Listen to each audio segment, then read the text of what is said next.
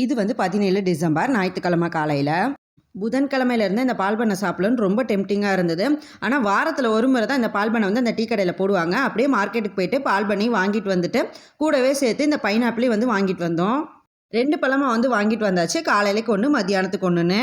காலையில் சிம்பிளாக சட்னி மட்டும் அரைச்சிட்டு இட்லி வந்து ஊற்றிட்டேன். மத்தியானத்துக்கு மேலே தான் வந்து குழம்பே வைக்க ஆரம்பித்தேன்.